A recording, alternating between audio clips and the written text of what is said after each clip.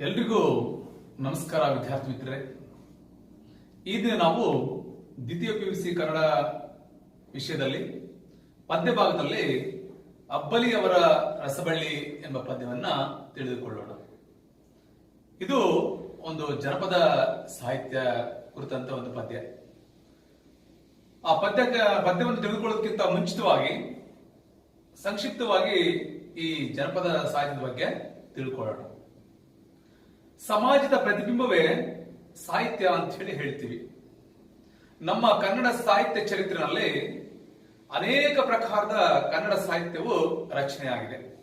ಅಂತ ಕನ್ನಡ ಸಾಹಿತ್ಯದ ಪ್ರಕಾರಗಳಾದಂಥ ಕಾವ್ಯ, ಕಥನ ಕಾವ್ಯ, ನಾಟಕ, ಜೀವನ ಚರಿತ್ರೆ, ಗದ್ಯ, ಉಗಾಭೋಗ, ಶತಕ, ಕಾದಂಬರಿ, ಸಣ್ಣ ಕತೆ, ಪ್ರಬಂಧ, ಭಾವಗೀತೆ, ಮಹಾಕಾವ್ಯ ಮುಂತಾದವುಗಳಲ್ಲಿ ಜನಪದ ಸಾಹಿತ್ಯವು ಕೂಡ ಒಂದು. ಹಾಗಾದ್ರೆ ಏನ್ ಜನಪದ ಸಾಹಿತ್ಯ ಅಂತಂದ್ರೆ, ಜನರ ಬಾಯಿಂದ ಬಾಯಿಗೆ ಬೆಳೆದು ಬಂದಂತ ಸಾಹಿತ್ಯವನ್ನು ನಾವು ಜನಪದ ಸಾಹಿತ್ಯ ಅಂತ ಹೇಳಿ ಹೇಳ್ತೀವಿ.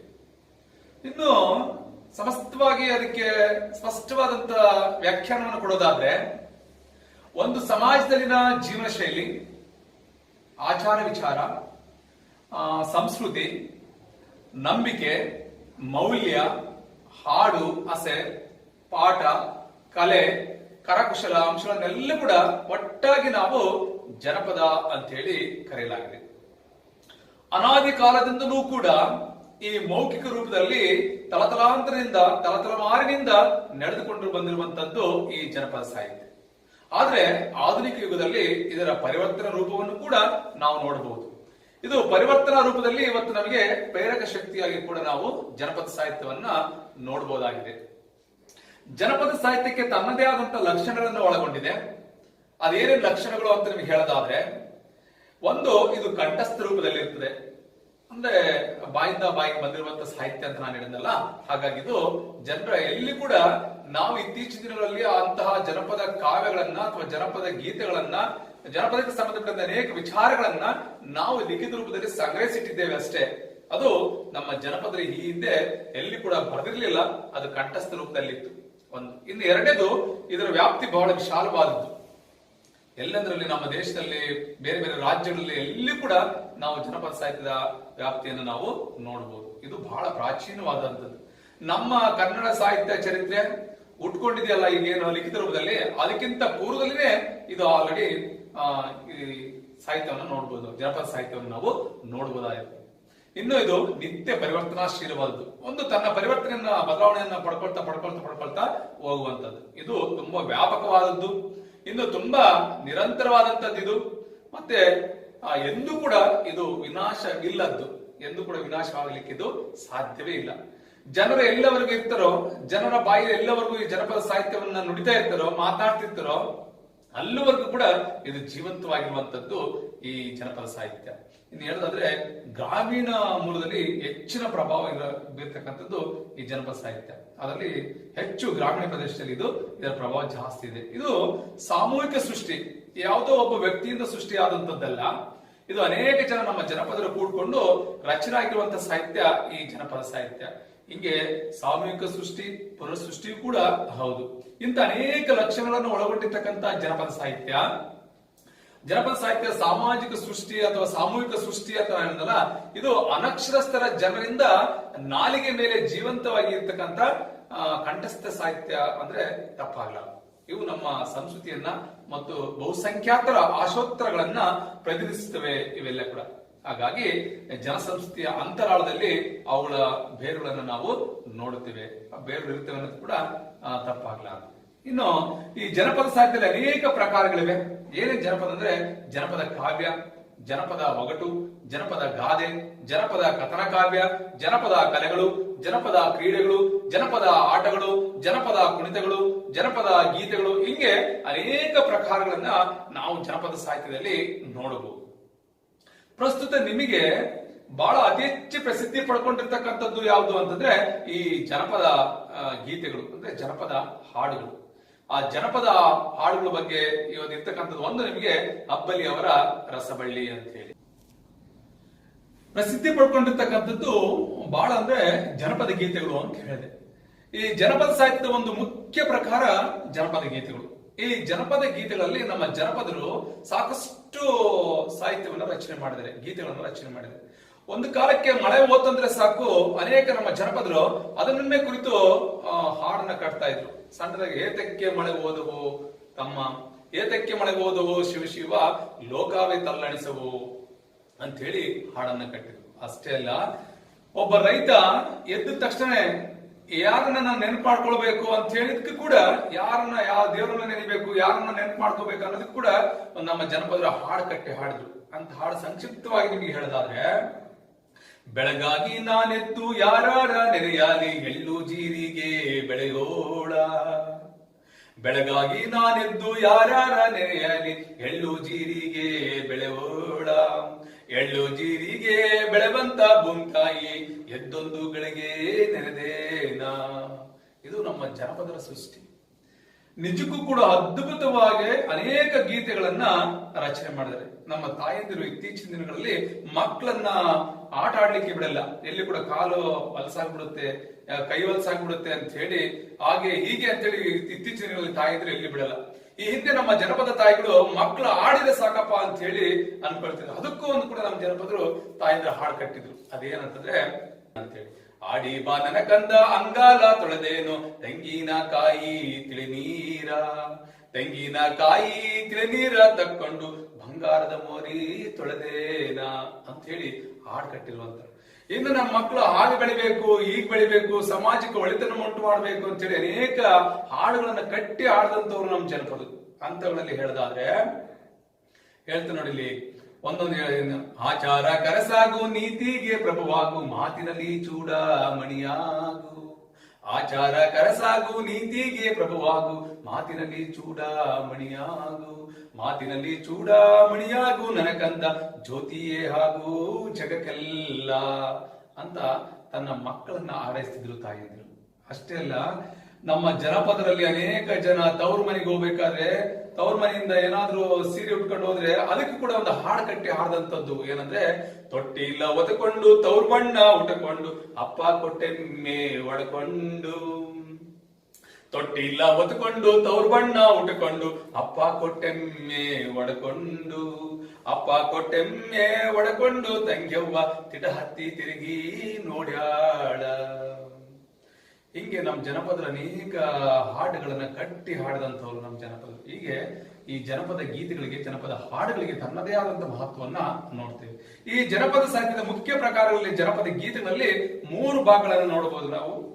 ಈ ಗಂಡಸರ ಹಾಡುಗಳು, ಮಕ್ಕಳ ಹಾಡುಗಳು ಮತ್ತು ಹೆಂಗಸರ ಹಾಡುಗಳು ಅಂತ ಹೇಳಿ ವಿಭಾಗ ಮಾಡಲಾಗಿದೆ. ಇನ್ನು ನಾನು ಆಗ್ಲೇ ಹೇಳಿದಾಗೆ ಬಾಯಿಂದ ಬಾಯಿಗೆ, ಪೀಳಿಗೆಯಿಂದ ಪೀಳಿಗೆ ಕಂಠಸ್ಥ ರೂಪದಲ್ಲಿ ಸಾಗಿ ಬಂದಿರುವಂತಹ ಸಾಹಿತ್ಯ ಅಂದ್ರೆ ಈ ಜನಪದ ಸಾಹಿತ್ಯ. ಇದರಲ್ಲಿ ತ್ರಿಪದಿಗಳದ್ದು ಬಹಳ ಪ್ರಮುಖವಾದಂತಹ ಸ್ಥಾನ. ಅದರಲ್ಲಿ ಈ ತ್ರಿಪದಿಗಳು ಸಿಂಹಪಾಲನ್ನ ನಾವು ನೋಡಬಹುದು ಜನಪದ ಸಾಹಿತ್ಯ ಒಳಗಡೆ. ಈ ಕಾವ್ಯದಲ್ಲಿ ತ್ರಿಪದಿಗೆ ಪ್ರಥಮ ಸ್ಥಾನವಿದೆ. ಅದು ತ್ರಿಪದಿ ಅಂತಂದ್ರೆ 3 ಸಾಲುಗಳನ್ನು ಒಳಗೊಂಡಿರ್ತಕ್ಕಂಥದನ್ನ ನಾವು ತ್ರಿಪದಿ ಅಂತ ಹೇಳಿ ಕರಿತೀವಿ. ತ್ರಿಪದಿಯ ಲಕ್ಷಣಗಳು ಏನಪ್ಪಾ ಅಂದ್ರೆ, ತ್ರಿಪದಿಯ ಲಕ್ಷಣಗಳಲ್ಲಿ ಹೇಳೋದಾದ್ರೆ, ಈಗಾಗಲೇ ನಮ್ಮ ಛಂದಸ್ಸಿನಲ್ಲಿ ಅಕ್ಷರಗಳ ಛಂದಸ್ಸು ಅಂತಿದೆ, ಮಾತ್ರೆಗಳ ಛಂದಸ್ಸು ಅಂತಿದೆ, ಅಂಶಗಳ ಛಂದಸ್ಸು ಅಂತಿದೆ. ಅಕ್ಷರಗಳ ಛಂದಸ್ಸು ಅನ್ನೋದ್ರಲ್ಲಿ ಅಕ್ಷರಗಳನ್ನು ವಿಭಾಗ ಮಾಡಿ ಆ ಛಂದಸ್ಸನ್ನು ಗುರುತಿಸಲಾಗ್ತದೆ. ಇನ್ನು ಮಾತ್ರೆಗಳ ಛಂದಸ್ಸು ಅಂದ್ರೆ ಮಾತ್ರೆಗಳನ್ನ ವಿಭಾಗ ಮಾಡಿಬಿಟ್ಟು ಆ ಛಂದಸ್ಸನ್ನ ಹೇಳಲಾಗ್ತದೆ. ಇನ್ನು ಅಂಶಗಳನ್ನ ಆಧಾರದ ಮೇಲೆ ಛಂದಸ್ಸನ್ನ ಅಂಶಗಳ ಛಂದಸ್ಸು ಅಂತ ಹೇಳಲಾಗ್ತದೆ. ಈ ತ್ರಿಪದಿ, ಸಾಂಗತ್ಯ ಇವೆಲ್ಲವೂ ಕೂಡ ಅಂಶಗಳಿಗೆ ಸಂಬಂಧಪಟ್ಟಿರ್ತಕ್ಕಂಥದ್ದು. ತ್ರಿಪದಿ ಅಂತ ನಾನು ಹೇಳಿದಲ್ಲ, 3 ಸಾಲಿನ ಪದ್ಯವನ್ನು ನಾವು ತ್ರಿಪದಿ ಅಂತ ಹೇಳಿ ಕರಿತೀವಿ. ಇದು 11 ಅಂಶಗಳನ್ನ ಒಳಗೊಂಡಿರ್ತದೆ. ಏನದು 11 ಅಂಶ ಅಂತಂದ್ರೆ, ಆರಂಭದಲ್ಲಿ ಒಂದು ಗುರು ಬಂದ್ರೆ 1 ಅಂಶ ಅಂತ ಹೇಳಿ ಪರಿಗಣಿಸ್ತೇವೆ. ಮತ್ತೆ ಆರಂಭದಲ್ಲಿ 2 ಲಘು ಬಂದ್ರೆ ಅದನ್ನ ನಾವು 1 ಅಂಶ ಅಂತ ಹೇಳಿ ಪರಿಗಣಿಸ್ತೇವೆ. ನಂತರ ಲಘು ಅಥವಾ ಗುರು ಯಾವುದೇ ಬಂದ್ರೂ 1 ಅಂಶ ಅಂತ ಹೇಳಿ ಪರಿಗಣಿಸುತ್ತೇವೆ. ಈ ತ್ರಿಪದಿನಲ್ಲಿ 11 ಅಂಶಗಳಿಂದ ಕೂಡಿರ್ತದೆ. ಈ ತ್ರಿಪದಿಯ ಛಂದಸ್ಸಿನ ಲಕ್ಷಣಗಳು ಹೇಳೋದಾದ್ರೆ, ಇದು 11 ಅಂಶಗಳಿಂದ ಕೂಡಿರುತ್ತದೆ. 6 ಮತ್ತು 10ನೇ ಸ್ಥಾನದಲ್ಲಿ ಬ್ರಹ್ಮಗಣ ಇರ್ತದೆ. ಉಳಿದವೆಲ್ಲವೂ ಕೂಡ ವಿಷ್ಣುಗಣಗಳಾಗಿ ವಿಂಗಡಿಸಲಾಗಿರುತ್ತದೆ. ಅತ್ಯಂತ ಸರಳವಾದಂತಹ ಸುಂದರವಾದಂತಹ ಪದಲಾಲಿತ್ಯದಿಂದ ಕೂಡಿರ್ತಕ್ಕಂಥ ಪದ್ಯ ಸಾಹಿತ್ಯ ಅಂತಂದ್ರೆ ಈ ಜನಪದ ಸಾಹಿತ್ಯ ಅಂದ್ರೆ ತಪ್ಪಾಗಲಾದ್ರು, ಅದರಲ್ಲಿ ತ್ರಿಪದಿ ಸಾಹಿತ್ಯ ಅಂದ್ರೆ ಇನ್ನೂ ಕೂಡ ಅತಿಶಯೋಕ್ತಿ ಏನಲ್ಲ ಅನ್ನೋದು ನನ್ನ ಅಭಿಪ್ರಾಯ. ಪ್ರಸ್ತುತ ಅಬ್ಬಲಿ ಅವರ ರಸಬಳ್ಳಿ ಎಂಬುವಂತ ಪದ್ಯದ ಸಾಲುಗಳನ್ನ ಅದನ್ನು ನಾವು ಅಲಸಂಗಿ ಗೆಳೆಯರು ಸಂಪಾದಿಸಿರುವಂತ ಗರತಿಯ ಹಾಡು ತ್ರಿಪದಿಗಳ ಸಂಗ್ರಹದಿಂದ ಅವುಗಳನ್ನ ಆಯ್ದುಕೊಳ್ಳಲಾಗಿದೆ. ಪ್ರಸ್ತುತ ಪದ್ಯಗಳಲ್ಲಿ ಜನಪದರು ಬಾಳೆ ಬದುಕಿದಂತ ರೀತಿ ನೀತಿ, ತಾಯಿ ಮತ್ತು ತವರಿನ ಬಗೆಗಿನ ಜನಪದರು ಇಟ್ಕೊಂಡಿರುವಂತಹ ಅಪಾರವಾದಂತಹ ಪ್ರೀತಿ, ಅಭಿಮಾನಗಳು ಅದರಲ್ಲಿ ವ್ಯಕ್ತವಾಗಿದೆ. ಪ್ರಸ್ತುತ ನಿಮಗೆ ಅಳವಡಿಸಿರುವಂತ ಅಬ್ಬಲಿ ಅವರ ರಸಬಳ್ಳಿ ಎಂಬುವಂತ ಪದ್ಯದಲ್ಲಿ ಅಲ್ಲಿಯ ನಮ್ಮ ಜನಪದರ ಆಶಯ ಏನಪ್ಪಾ ಅಂದ್ರೆ, ಸಂಪೂರ್ಣವಾಗಿ ಆ ಪದ್ಯದಲ್ಲಿರ್ತಕ್ಕಂಥ ಆಶಯ ನಿಮ್ಗೆ ಏನ್ ಹೇಳಿದರೆ ಅಂತಂದ್ರೆ ನಮ್ಮ ಜನಪದರು ತ್ರಿಪದಿಗಳಲ್ಲಿ ಬಡತನ ಸಿರಿತನದ ಬಗ್ಗೆ ಹೇಳಲಾಗಿದೆ. ಇನ್ನು ನಡೆನುಡಿ ಹೇಗಿರಬೇಕು ಅಂತ ಹೇಳಿ ಹೇಳ್ಕೊಡ್ಲಾಗಿದೆ. ನೆರೆಯವರೊಂದಿಗೆ ಎಂತ ಸಂಬಂಧವನ್ನ ಹೊಂದಿರಬೇಕು ಅಂತ ಹೇಳಿ ಹೇಳಲಾಗಿದೆ. ಇನ್ನು ಬಡತನದ ಬದುಕಿನ ಸಿಹಿ ಕೈಗಳನ್ನ ಹೇಗೆ ನಾವು ಅದನ್ನ ಅನುಭವಿಸಬೇಕು ಅನ್ನೋದನ್ನ ಅದರಲ್ಲಿ ಹೇಳಲಾಗಿದೆ. ಇನ್ನು ತವರು ಮನೆಯ ತಾಯಿ ತಣ್ಣನೆಯ ನೆನಪಿದೆ. ಅಷ್ಟೇ ಅಲ್ಲ, ನಮ್ಮ ಜನಪದರು ಕಂಡಂತ ತಾಯಿಯ ರೂಪ, ಅದರ ಸ್ವರೂಪ, ಅವರಿಗೆ ತೋರಿದಂತಹ ಪ್ರೀತಿ, ಅವಳು ಮಕ್ಕಳನ್ನ ಬೆಳೆಸಿದಂತ ರೀತಿ, ಹಿಂಗೆ ಜನಪದ ಲೋಕದ ಸುತ್ತೆಲ್ಲ ಇಂತಹ ಸಂಸ್ಕೃತಿ ಬಿತ್ತರಿಸುವಂತ ಹಾಡು ಪಾಡಿನೊಂದಿಗೆ ತಾಯಿ ಮತ್ತು ತವರಿನ ಬಗೆಗೆ ಇಲ್ಲಿ ಪ್ರೀತಿ ಇಲ್ಲಿ ವ್ಯಕ್ತವಾಗಿರುವಂತದ್ದನ್ನು ನಾವು ಪ್ರಸ್ತುತ ಅಬ್ಬಲಿಯವರ ರಸಬಳ್ಳಿ ಎನ್ನುವಂತ ಪದ್ಯದಲ್ಲಿ ನೋಡಬಹುದು. ಈಗ ನಾವು ಆ ಪದ್ಯವನ್ನು ನೋಡೋಣ. ಆ ಪದ್ಯದಲ್ಲಿ ಏನು ನಮ್ಮ ಜನಪದರ ಆಶೆ ಇದೆಯೋ ಅದೆಲ್ಲೂ ಕೂಡ ಪದ್ಯದುದ್ದಕ್ಕೂ ನೀವು ನೋಡ್ತಾ ಹೋಗ್ಬೋದು. ಈಗ ಪದ್ಯವನ್ನ ಒಮ್ಮೆ ಹಾಡಿ ಅದರ ಭಾವಾರ್ಥವನ್ನ ತಿಳಿದುಕೊಳ್ಳೋಣ. ಅಬ್ಬಲಿಯವರ ರಸಬಳ್ಳಿ. ಬಂಗಾರ ಬಳೆಯುಟ್ಟು ಬೈಬ್ಯಾಡ ಬಡವರನ, ಬಂಗಾರ ನಿನಗೆ ಸ್ಥಿರವಲ್ಲ. ಬಂಗಾರ ಬಳೆಯುಟ್ಟು ಬೈಬೇಡ ಬಡವರನ, ಬಂಗಾರ ನಿನಗೆ ಸ್ಥಿರವಲ್ಲ. ಬಂಗಾರ ನಿನಗೆ ಸ್ಥಿರವಲ್ಲ, ಮಧ್ಯಾಹ್ನದ ಬಿಸಿಲು ಒಳ್ಳೋದು ತಡವಲ್ಲ. ಬಡತನ ಬಂದಾರ ಬಡಿಬೇಡ ಬಾಲರನ, ಬಡತನ ಬಂದಾರ ಬಡಿಬೇಡ ಬಾಲರನ. ಆಡಾಡಿ ಬಂದು ತೊಡಿಮ್ಯಾಲ, ಆಡಾಡಿ ಬಂದು ತೊಡಿಮ್ಯಾಲ ಆಡಿದರ ಬಡತನವೆಲ್ಲ ಬಯಲಾಗಿ. ಉತ್ತಮರ ಗೆಳತಾನ ಪುತ್ತಾಳಿ ಬಂಗಾರ, ಉತ್ತಮರ ಗೆಳತಾನ ಪುತ್ತಾಳಿ ಬಂಗಾರ. ಮತ್ತ ಈ ನಾರ ಗೆಳತಾನ, ಮತ್ತ ಈ ನಾರ ಗೆಳತಾನ ಮಾಡಿದರ ಇತ್ತಾಳಿಗಿಂತ ಬಲುಹೀನ. ಮಂದಿ ಮಕ್ಕಳೊಳಗೆ ಚಂದಾಗೊಂದಿರಬೇಕ, ಮಂದಿ ಮಕ್ಕಳೊಳಗ ಚಂದಾಗೊಂದಿರಬೇಕ. ನಂದಿಯ ಶಿವನ ದಯದಿಂದ, ನಂದಿಯ ಶಿವನ ದಯದಿಂದ ಹೋಗಾಗ ಮಂದಿಯ ಬಾಯಾಗ ಇರಬೇಕ. ಇದ್ದಾರ ಇರಬೇಕು ಬುದ್ಧಿವಂತರ ನೆರೆಯ, ಇದ್ದಾರ ಇರಬೇಕು ಬುದ್ಧಿವಂತರ ನೆರೆಯ. ಉದ್ಧಾರ ಗೇಡಿ ಕುಲಗೇಡಿ, ಉದ್ಧಾರ ಗೇಡಿ ಕುಲಗೇಡಿ ನೆರೆಹಿದ್ದು ಇದ್ದುಟ್ಟು ಬುದ್ಧಿ ಕಳಕೊಂಡ. ಹುಟ್ಟುವಾಗ ತರಲಿಲ್ಲ ಹೋಗುವಾಗ ವೈಲಾರೆ, ಹುಟ್ಟುವಾಗ ತರಲಿಲ್ಲ ಹೋಗುವಾಗ ವೈಲಾರೆ. ಸುಟ್ಟು ಸುಟ್ಟು ಸುಣ್ಣದರಳಾಯ್ತು, ಸುಟ್ಟು ಸುಟ್ಟು ಸುಣ್ಣದರಳಾಯ್ತು ದೇಹವು. ಕಷ್ಟವನ್ನು ಬಿಡಿಸೋ ಸೃಷ್ಟಿಗೋಡೆಯ. ಬ್ಯಾಸಾಗಿ ದಿವಸಾಕ ಬೇವಿನ ಮರ ತಂಪು, ಭೀಮಾರತಿ ಎಂಬ ಅವಳೆ ತಂಪು, ಭೀಮಾರತಿ ಎಂಬ ಅವಳೆ ತಂಪು ಒಡೆದಮ್ಮ. ನೀ ತಂಪು ನನ್ನ ತವರಿಗೆ. ಕಣ್ಣೆಂಜಲು ಕಾಡಿಗೆ ಬಾಯಂಜಲು ವೀಳ್ಯವ, ಯಾರಂಜಲುಂಡು ನನ್ನ ಮನವ, ಯಾರಂಜಲುಂಡು ನನ್ನ ಮನವ. ಹಡೆದವನ ಬಾಯಂಜಲುಂಡು ಬೆಳೆದೇನ. ಯಾರು ಇದ್ದರು ನನ್ನ ತಾಯವ್ನ ಹೋಲಾರು, ಸಾವಿರ ಕೊಳ್ಳಿ ಒಲಿಯಾಗ, ಸಾವಿರ ಕೊಳ್ಳಿ ಒಲಿಯಾಗ ಇದ್ದಾರ. ಜ್ಯೋತಿ ನಿನ್ಯಾರ ಓಲಾರ. ಹೆಣ್ಣು ಮಕ್ಕಳ ದುಃಖ ಎತ್ತವ್ವ ಬಲ್ಲಾಡು, ಉತ್ತಾದ ಒಳಗಿರೋ ಸರಪಾನ, ಉತ್ತಾದ ಒಳಗಿರ ಸ್ವರೂಪಾನ. ಬೇಗೆಯ ನೆತ್ತಿ ಮ್ಯಾಲಿರೋ ಶಿವಬಲ್ಲ. ತಾಯವ್ನ ನೆನೆಯೋದು ಯಾಯಾಳಿ ಯಾವತ್ತೋ, ಊರೆಲ್ಲ ಉಂಡು ಮಲಗಾನ, ಊರೆಲ್ಲ ಉಂಡು ಮಲಗಾನ. ಬೆಳ್ಳಿ ಚುಕ್ಕಿ ಒಂಡಾಗ ಅಡೆದವ್ನ ನೆನೆದೇನ. ತಾಯವ್ನ ಬೈಬೇಡ ತಿಳಿಗೇಡಿ ನನ್ನ ತಮ್ಮ, ಬಹಳ ದಿನದಾಕಿ ಅಳೆದೌನ, ಬಹಳ ದಿನದಾಕಿ ಅಳೆದೌನ ಬೈದಾರ, ಬಹಳ ಮರ್ಗ್ಯಾಳ ಮನದಾಗ.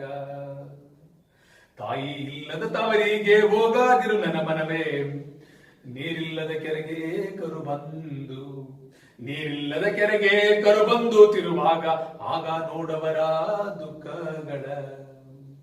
ಉಂಗಾರ ಉಡುದಾರ ಮುರಿದಾರೆ ಮಾಡಿಸಬಹುದು, ಉಂಗೂರ ಉಡುದಾರ ಮುರಿದಾರೆ ಮಾಡಿಸಬಹುದು, ಮಡದಿ ಸತ್ತಾರೆ ತರಬಹುದು, ಮಡದಿ ಸತ್ತಾರ ತರಬಹುದು, ಹಡೆದಂತ ತಂದಿ ತಾಯಲ್ಲಿ ಸಿಕ್ಕಾರ.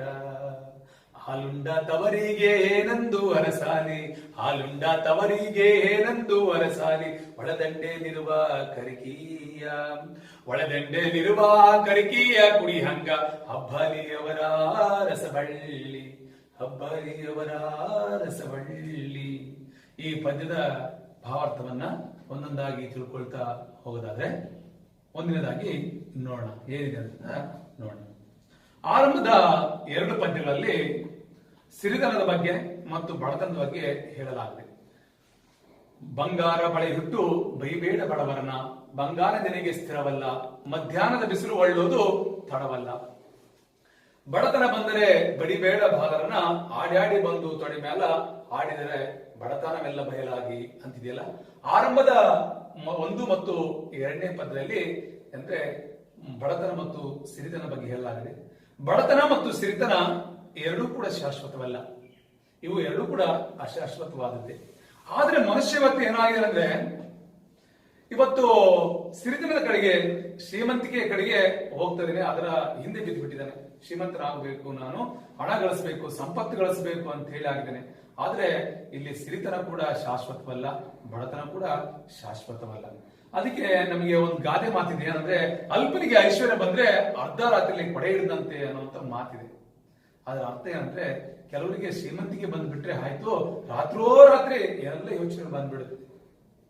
ಅವರು ಏನ್ ಮಾಡ್ತಾರೆ, ಇಲ್ಲಿ ಏನ್ ನಮ್ ಜನಪದ ಏನ್ ಹೇಳ್ತೇನೆ ಅಂತಂದ್ರೆ, ನಿನಗೆ ಶ್ರೀಮಂತಿಕೆ ಬಂದಾಗ ಬಡವರನ್ನ ಬೈಬೇಡ, ನೀನು ಬಂಗಾರದ ಬಳೆಯನ್ನ ತೊಟ್ಕೊಂಡು, ಬಂಗಾರವನ್ನ ಧರಿಸಿಕೊಂಡು, ಅವರ ಅಸಹಾಯಕತೆಯನ್ನ, ಅವರನ್ನ ನೀನು ಬಡವರ ಅಸಹಾಯಕತೆಯನ್ನ, ಬಡವರನ್ನ ನಿಂದಿಸಬೇಡ, ಅವರನ್ನ ಬೈಬೇಡ, ಬಂಗಾರ ನಿನಗೆ ಸ್ಥಿರವಲ್ಲ ಅಂತ ಹೇಳಿ ಹೇಳ್ತಾರೆ.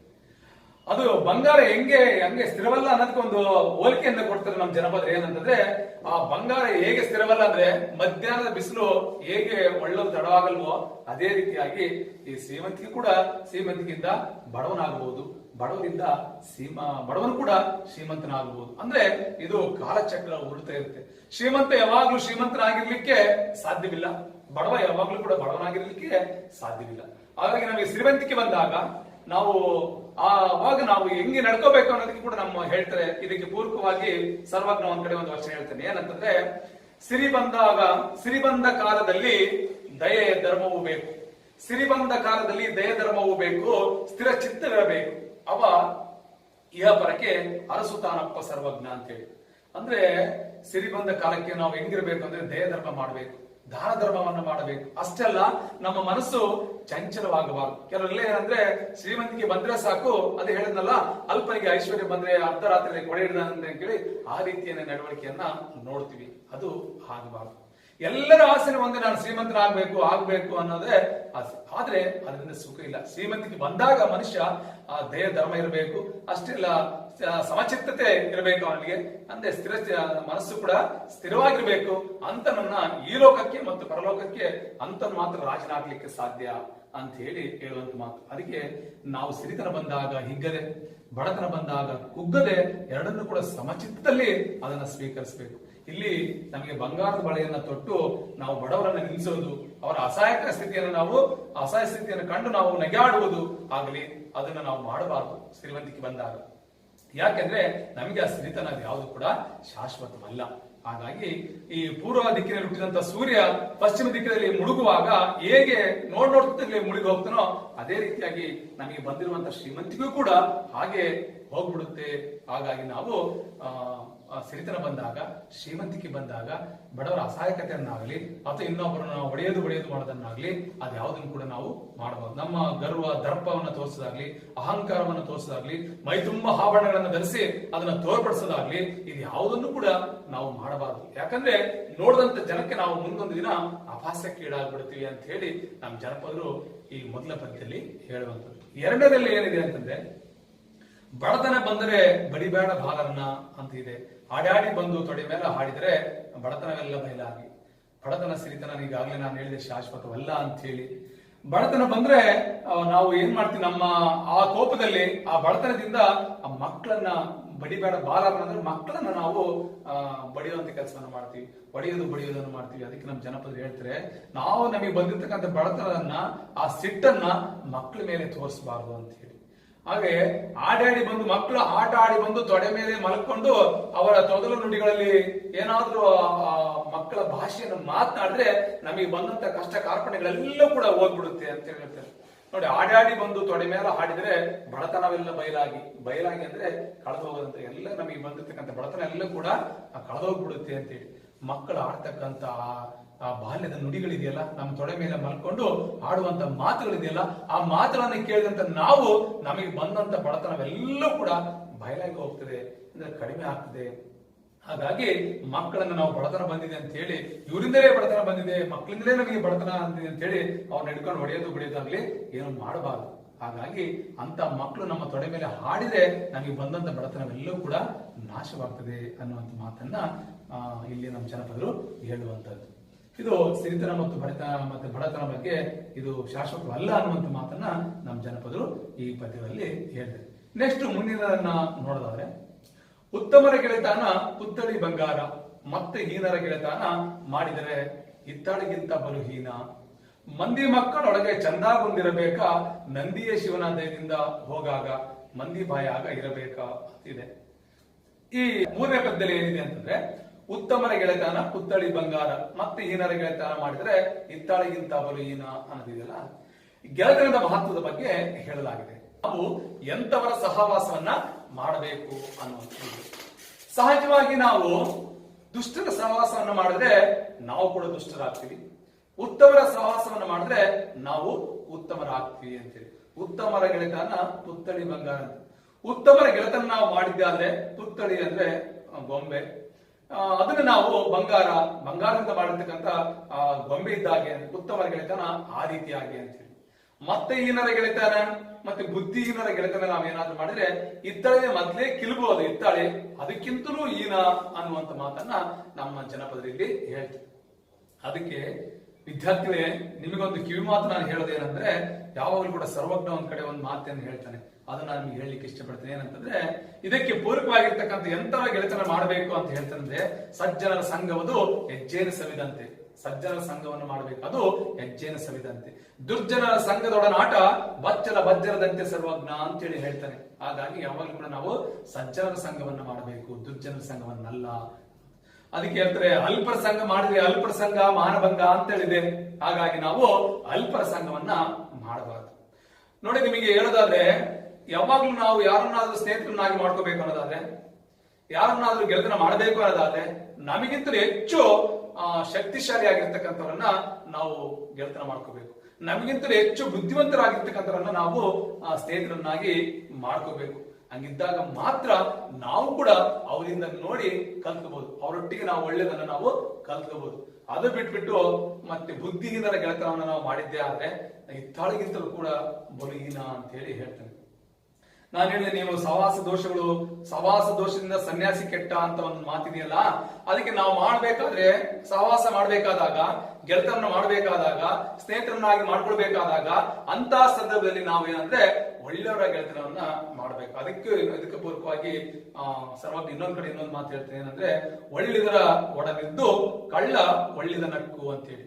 ಒಳ್ಳಿದರ ಒಡನಿದ್ದು ಕಳ್ಳ ಒಳ್ಳಿದ ನಕ್ಕು, ಒಳ್ಳಿದ ಕಳ್ಳನೊಡನಾಡೆ ಅವ ಶುದ್ಧ ಕಳ್ಳನೇ ಹಕ್ಕು ಸರ್ವಜ್ಞ ಅಂತ ಹೇಳಿ.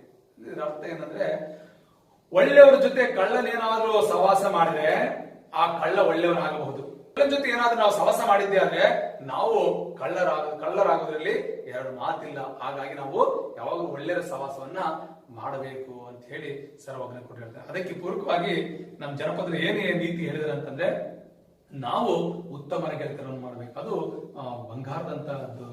ಮತ್ತೆ ಬುದ್ಧಿಹೀನರ ಗೆಳೆತನ ನಾವು ಮಾಡಿದ್ದೆ ಆದ್ರೆ ಇತ್ತಳಿಗಿತ್ತಲು ಬಲಹೀನ ಅನ್ನುವಂತ ಮಾತನ್ನ ನಮ್ಮ ಜನಪದರು ಇಲ್ಲಿ ನೀತಿಯನ್ನ ಹೇಳಿದ್ದಾರೆ. ಇನ್ನು 4ನೇ ಪದ್ಯದಲ್ಲಿ ಹೇಳೋದಾದ್ರೆ, ಮಂದಿ ಮಕ್ಕಳೊಳಗೆ ಚಂದಾಗೊಂದಿರಬೇಕಾ, ನಂದಿಯ ಶಿವನ ದಯದಿಂದ ಹೋಗಾಗ ಮಂದಿ ಬಾಯಾಗ ಇರಬೇಕಾ ಅನ್ನೋತಿದೆಯಲ್ಲ, ಸಮಾಜದೊಂದಿಗೆ ಅಥವಾ ನಮ್ಮ ನೆರೆಹೊರೆಯವರೊಂದಿಗೆ ನಾವು ಹೇಗೆ ಬಾಳಬೇಕು ಅನ್ನುವಂಥದ್ದನ್ನ ಈ ಪದ್ಯದಲ್ಲಿ ಹೇಳ್ತಾನೆ. ಮತ್ತೆ 4 ಮತ್ತು 5ನೇ ಪದ್ಯದಲ್ಲಿ ನಮ್ಮ ಜನಪದರು ಹೇಳ್ತಾರೆ. ನೋಡಿ ಹೇಳ್ತಾರೆ, ಮಂದಿ ಮಕ್ಕಳೊಳಗೆ ಚಂದಾಗೊಂದಿರಬೇಕು. ಮಂದಿ ಮಕ್ಕಳು ಅಂದ್ರೆ ನೆರೆಹೊರೆಯವರು. ನೆರೆಹೊರೆಯವರೊಂದಿಗೆ ನಾವು ಹೇಗೆ ಇರಬೇಕು ಅಂತಂದ್ರೆ, ಎಲ್ಲರೊಂದಿಗೆ ಕೂಡ ಹೊಂದಾಣಿಕೆಯಿಂದ ಸಹಕಾರದಿಂದ ನಾವು ಜೀವನವನ್ನ ಸಾಗಿಸಬೇಕು. ಅದು ಬಿಟ್ಬಿಟ್ಟು ನಮ್ಮ ನೆರೆಹೊರೆಯವರು ಯಾವಾಗ್ಲೂ ಕೂಡ ಉತ್ತಮರಾಗಿರ್ಬೇಕು, ಇರಬೇಕು. ಅವ್ರು ನಮ್ಮ ನೆರೆಹೊರೆಯವರೊಂದಿಗೆ ನಾವು ಉತ್ತಮ ಸಹಬಾಳ್ವೆಯನ್ನ ಸಹಕಾರದಿಂದ ನಾವು ಮಾಡಬೇಕು. ಇತ್ತೀಚಿನ ದಿನಗಳಲ್ಲಿ ಅಕ್ಕಪಕ್ಕದ ಮನೆಗಳಲ್ಲಿಯೇ ಉತ್ತಮವಾದಂತ ಬಾಂಧವ್ಯ ಆಗಲಿ, ಹೊಂದಾಣಿಕೆ ಆಗಲಿ, ಸಹಕಾರವಾಗಲಿ ಇಲ್ದಿರೋದನ್ನು ನಾವು ನೋಡ್ತೀವಿ ಸಮಾಜದಲ್ಲಿ. ಆದ್ರೆ ಎಂತ ಇರ್ಬೇಕು ಅಂತಂದ್ರೆ, ನಮ್ಮ ಮಕ್ಕಳನ್ನ ಎಲ್ಲರೂ ಕೂಡ ಚಂದಾಗೊಂದಿರಬೇಕು. ಮಂದಿ ಮಕ್ಕಳೊಳಗೆ ಎಲ್ಲರೊಂದಿಗೆ ಬೆರೆತು ಅವರು ಬಾಳಿ ಬದುಕಬೇಕು. ನಂದಿಯ ಶಿವನ ದಯದಿಂದ ಹೋಗಾಗ ಮಂದಿ ಬಾಯಾಗ ಇರಬೇಕು. ಅಂದ್ರೆ ನಾವು ಇದ್ದಷ್ಟು ದಿನಗಳ ಕಾಲ ಬಾಳಿ ಬದುಕಿ ಉತ್ತಮವಾದಂತ ಜೀವನವನ್ನ ನಡೆಸಿ ಆದರ್ಶ ಬದುಕನ್ನ ಕಟ್ಟಿ ಅದಾದ ನಂತರ ನಾವು ಆ ಶಿವನ ದಯದಿಂದ ಹೋಗಾಗ, ಅಂದ್ರೆ ನಾವು ಈ ಲೋಕವನ್ನು ತ್ಯಜಿಸುವಾಗ ಅಥವಾ ತ್ಯಜಿಸಿದಾಗ, ಸಾವನ್ನಪ್ಪಿದಾಗ ಮಂದಿ ಬಾಯಲ್ಲಿ ಇರ್ಬೇಕು. ಏನಂತಂದ್ರೆ, ಮರ ಇದ್ನಪ್ಪ ಎಂತ ಒಳ್ಳೆಯವನು, ಆ ತಿದ್ದ ಇನ್ನೊಂದು 4 ದಿನ ಇದ್ರೆ ಈ ಸಮಾಜ ಒಳ್ಳೇದಾಗ್ತಿತ್ತು, ಅಥವಾ ಈ ದೇಶಕ್ಕೆ ಒಳ್ಳೇದಾಗ್ತಿತ್ತು, ಈ ನಾಡಿಗೆ ಒಳ್ಳೇದಾಗ್ತಿತ್ತು ಅನ್ನುವಂತ ಮಾತು ಜನರ ಬಾಯಲ್ಲಿ ಬರ್ಬೇಕು. ಅದಕ್ಕೆ ಮಂದಿಯ ಬಾಯಾಗಿ ಇರಬೇಕು ಅಂತ ಹೇಳಿದ್ನಲ್ಲ, ನಾವು ಸತ್ರು ಕೂಡ ಜನ ನಮ್ಮ ವ್ಯಕ್ತಿತ್ವದ ಬಗ್ಗೆ, ನಮ್ಮ ಸಮಾಜದ ನಾವು ಬಾಳಿ ಬದುಕಿದ ನೀತಿಯ ಬಗ್ಗೆ, ನಾವು ಹೇಗಿದ್ವಿ ಸಮಾಜದೊಂದಿಗೆ ನಮ್ಮ ಒಡನಾಟ ಹೇಗಿತ್ತು ಅನ್ನೋದ್ರ ಬಗ್ಗೆ ಸಮಾಜದಲ್ಲಿ ಜನ ಉತ್ತಮವಾದಂತ ಅಭಿಪ್ರಾಯಗಳನ್ನ ಹೇಳಬೇಕು. ಹಂಗೆ ನಾವು ಬದುಕನ್ನ ಕಟ್ಟಬೇಕು, ಬದುಕನ್ನ ಕಟ್ಕೊಳ್ಬೇಕು, ವ್ಯಕ್ತಿತ್ವವನ್ನು ರೂಪಿಸ್ಕೋಬೇಕು ಅಂತ ಹೇಳ್ಬಿಟ್ಟು ಹೇಳುವಂತ ಮಾತನ್ನ ನಾವು ಈ ಪದ್ಯದಲ್ಲಿ ನೋಡ್ಬೋದು. ಇನ್ನು ಮುಂದುವರೆದ ಪದ್ಯದಲ್ಲಿ ನಾವು ನೋಡೋದಾದ್ರೆ, ಇದ್ದರ ಇರಬೇಕು ಬುದ್ಧಿವಂತರ ನೆರೆಯ, ಉದ್ದಾರಗೇಡಿ ಕುಲಗೇಡಿ ನೆರೆ ಇದ್ದು ಇದ್ದುಟ್ಟು ಬುದ್ಧಿ ಕಳ್ಕೊಂಡ ಅಂತಿದೆಯಲ್ಲ, ಇದ್ರಲ್ಲ ಅಷ್ಟೇ ಹೆಂಗಿರ್ಬೇಕು ಅಂತಂದ್ರೆ, ನಮ್ಮ ನೆರೆಹೊರೆಯವರು, ನೆರೆ ಅಂದ್ರೆ ಪಕ್ಕದವರು ಅಂತ ಹೇಳಿ, ನೆರೆ ಅಂದ್ರೆ ಇನ್ನೊಂದು ಅರ್ಥದಲ್ಲಿ ನದಿ ಅಂತ ಬರುತ್ತೆ, ಹೊಳೆ ಅಂತ ಬರುತ್ತೆ. ಇಲ್ಲಿ ನೆರೆ ಅಂದ್ರೆ ಪಕ್ಕದವರು ಅಂತ ಹೇಳಿ. ಇದ್ದಾರೆ ಇರಬೇಕು ಬುದ್ಧಿವಂತರ ನೆರೆಯ, ನಮ್ಮ ಅಕ್ಕಪಕ್ಕದವ್ರು ಹೆಂಗಿರ್ಬೇಕಂದ್ರೆ ಬುದ್ಧಿವಂತರಾಗಿರ್ಬೇಕು ಅಂತ ಹೇಳಿ. ಅವ್ರು ಬುದ್ಧಿವಂತರಾಗಿದ್ರೆ ಮಾತ್ರ ನಮ್ಗೆ ನಾವು ಕೂಡ ಅವರೊಟ್ಟಿಗೆ ಅವರ ಜೀವನವನ್ನು ನೋಡಿ, ಅವರ ಆದರ್ಶವನ್ನು ನೋಡಿ, ಅವರ ಬುದ್ಧಿವಂತಿಕೆಯನ್ನು ನೋಡಿ ನಾವು ಅದನ್ನು ನೋಡಿ ಕಲ್ತ್ಕೊಂಡು ಜೀವನವನ್ನ ಸಾಗಿಸಬಹುದು ಅಂತೇಳಿ.